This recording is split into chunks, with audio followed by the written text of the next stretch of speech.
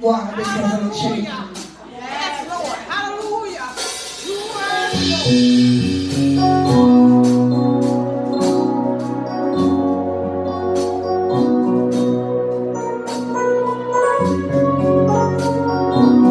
Do you believe it? Do you believe you've been transformed by the blood of Christ? That old man is not the same anymore. I used to think it was funny. I looked at my hands look new. No, they don't. It's just the feeling is different. I know that I've been changed.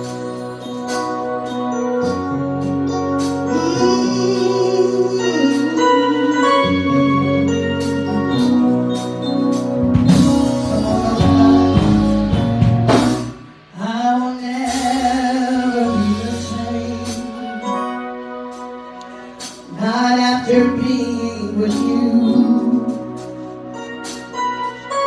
You make a difference to me.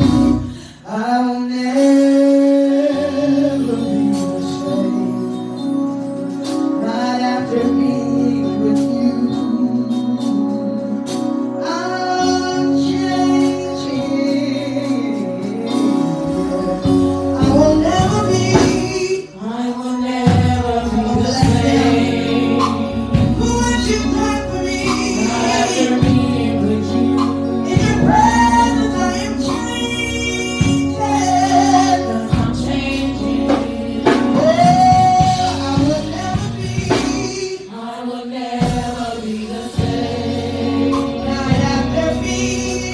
Not after being with you. Oh, 'cause I'm changing. Oh,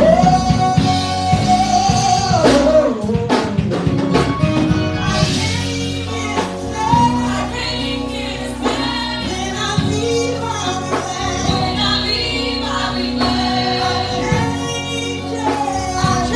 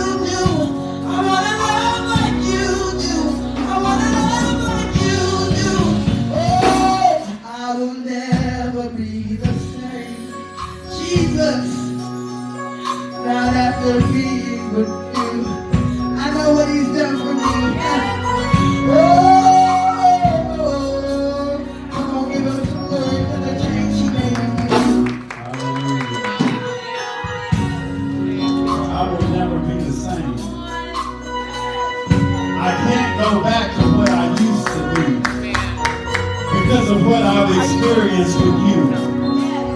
You made me a new creature, a new creation. All things that used to bring me pleasure, I don't want to do anymore. Things that I used to look forward to, I don't anymore. Why? Because I've been with you. I mean, no, you can't do the same after you have an encounter with the God I know. If your God hasn't changed you, let me invite you to try my God. Because he'll change you. Anybody glad to be changed? Amen. Amen. Amen. Well, I'm getting ready to introduce our speaker. I'm glad. You know, they say when you live with somebody, you know them. When you watch somebody grow up, you know them. And so I'm so proud of the person that God has blessed us to help raise. So without further ado, we're going to hear from Brother Gabriel Davis.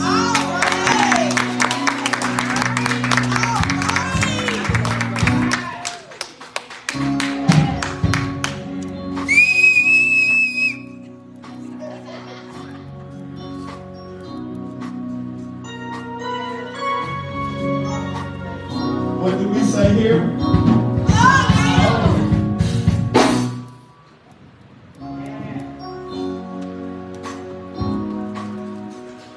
How y'all doing today?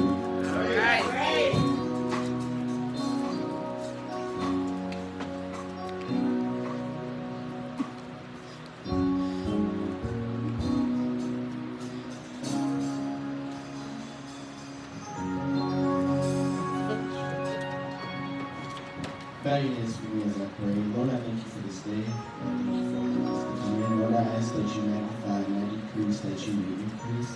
Lord, I ask that you speak through me and that I be your mouthpiece, and that the people have listening ears and hearts to receive. Amen.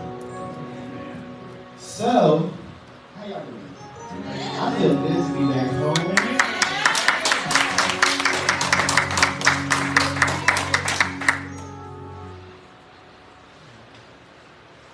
So if you would turn with me to Isaiah 60, we're going to start at verse 1.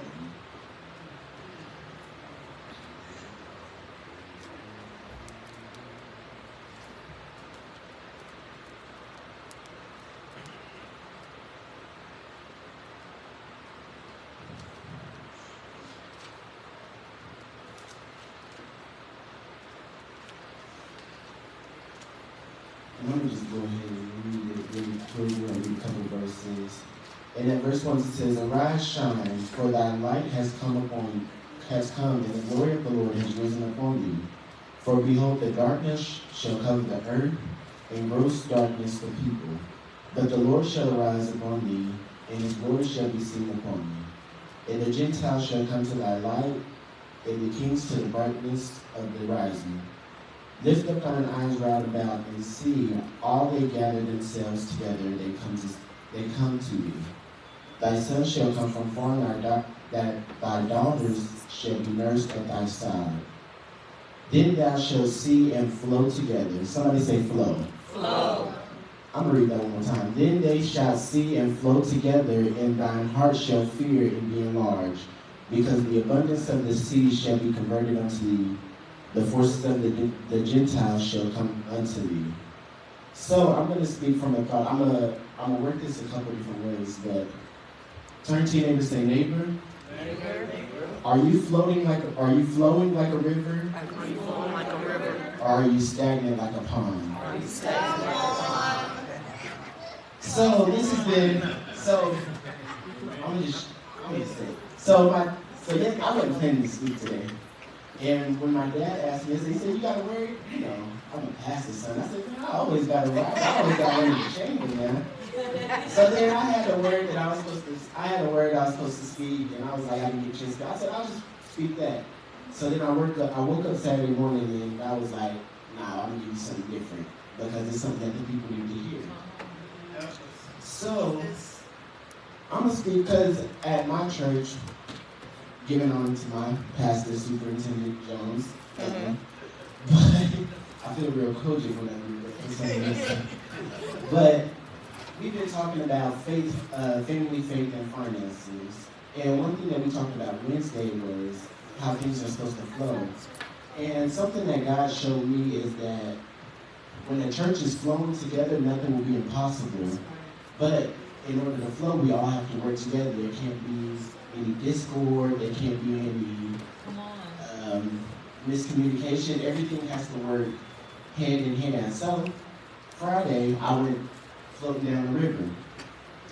And it was interesting to me. I was on the backside, and when I would paddle and fall by myself, the float would start to turn around and we weren't going forward anymore. And then if the people in front were rolling forward and I was rolling backward, we would just stand still. And I feel like that's what sometimes happens in the church. We have people that are trying to push us forward and trying to see the vision, and we're trying to go after the vision. Then we have people that are just sitting there. And it don't even be that you be doing anything wrong. You're not with the vision. And sometimes that will cause the church to just stay still, and then we're wondering why nobody's coming to church anymore, or we're wondering, well, what's going on with the church? We were cool, a couple Sundays ago, and now we're in this place where we feel like we can't move this because everybody isn't pushing towards the vision. So I went and did my research, and y'all know there's a lot of dangers that come with ponds because they just stay still. So I'm gonna help some people out real quick. So one of the most dangerous things about a stagnant pool is mosquitoes. Mosquitoes are one of the most dangerous animals on earth, causing as many as 1 million deaths worldwide each year because they carry a host of dangerous illnesses, right? So how many times have we had a problem in the church, and instead of going and handling it with that person, we were like a mosquito, we took it to this person, or we took it to that person, and we started talking behind people's back instead of handling the problem. So then what we did was we started carrying around this illness that somebody else gave us, or this hurt that somebody else gave us, and instead of handling it with that person, we went and started spreading illness around the church. So, or how many times have we produced an illness in the church where we've had a problem with someone and we caused that person not to go back to the church? Because it was like, man, if I wanted to deal with these church people like this, I could have just stayed at home. I don't want to come to church dealing with no mess. And then what we end up doing is we end up causing spiritual death because nobody wants to come to the church anymore. So then they just stay at home and their spirit man dies because there's nothing feeding them. Amen. So,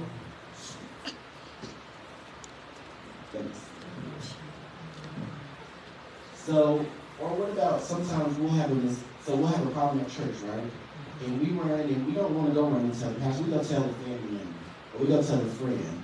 And we're like, man, let me tell you what Pastor Felicia did over at the church at Vision. So then we do that, and then we come, and then we wonder why when we be like, so then that goes over. We be like, you need to come to church, and they be like, why would I go to the church when you just said that they were treating you like that? Right. Sir, come on. I'm just trying to help somebody. Come on, help. So another problem that comes with the dangers of a stagnant pond is because they can't maintain healthy oxygen. And we know that oxygen brings life. So have you ever wondered why you go to a church and everybody's just kind of sitting around like nothing's really, like you try to get into it and you just can't get into it. You're like, man, this church kind of dead, bro. And that's because we're losing our spiritual oxygen, which is the Heavenly Father. He's not coming in and he's not breathing life into the church because we got too much mess going around in the church. And he said, I'm not gonna come to this church when that church down there, they worship, they ain't got no mess going on. Right. They don't have to discord. Right. They're not talking about each other. So I'm just going down there where they actually honor me, because I always found it crazy that people will come into the church and start mess, and this is God's house. Like, I get it, you want to do whatever you want at your house, but this is the holy temple. You come in the holy temple and start a mess, but that's a whole, I ain't even gonna get into that. So we always want to talk about the scripture where Ezekiel spoke to the dry bones, and we talk about how the flesh came together, but we don't talk about how Ezekiel still had to breathe oxygen or speak life into them, and that's sometimes what the church is missing. We're missing God breathing, and what happens when God stops breathing? He stops speaking. Mm-hmm. And when God stops speaking, then you're in a dead church. So, I've given you the dangers to a stagnant pond, but let me tell you the benefits of when you're flowing correctly. So for a flowing river, river serves as one of nature's primary transportation systems carrying nutrients, minerals, and fine sediments to the ocean. So how would it be if we came to church and every time we came to church, there was somebody that had a good word for you? Or it was somebody that had something that brought nutrients or brought substance to your spiritual man. Then we could fill the church up, because then it'd be like, okay, I'm getting full. You come over here, you get full with me. And when you get full, that's going to start showing you in your life. And people will be like, oh, I want some of that. Oh, I want, you look real happy. How are you happy going to church? I need to go to church with you.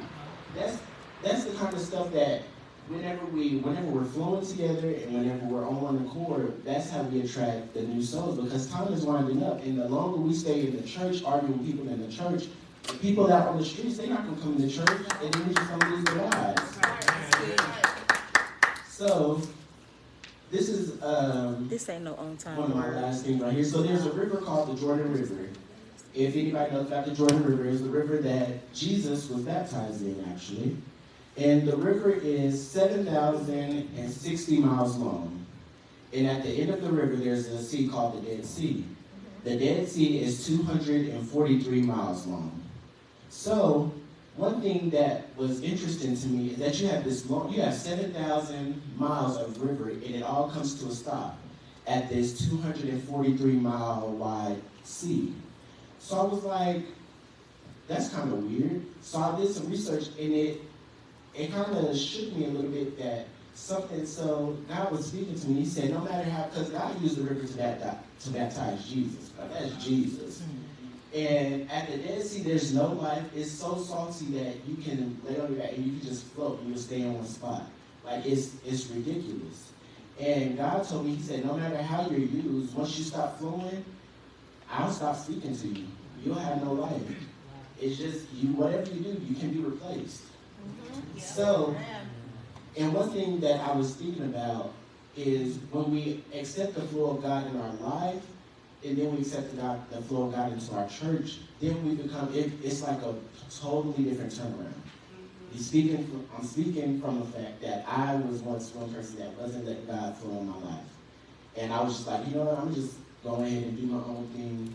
And once I started actually allowing God, I said, okay, God, I hear you. I'm going to do whatever you want to do. Then he started presenting, like, it's so much stuff I couldn't even tell it all. But that's when I said yes to the flow of God. So I want you to repeat after me now. I'm going to say it once. And I don't want you to say it if you don't mean it, because this is a promise that you're making to God. And one thing I like about my birthday is it's right in the middle of the year, so I can always look back and I'm like, okay, this is how the first half of the year went. I'm looking forward to the next half. So, for the next 6 months, I will be conducive to the flow that God has on my life and the flow of the house. So, repeat after me. For the next 6 months. For the next 6 months, I will be conducive. I will be conducive To the flow that God has on my life. to the flow that God has on my life. And the flow that God has on this church. And the flow that God has on this church.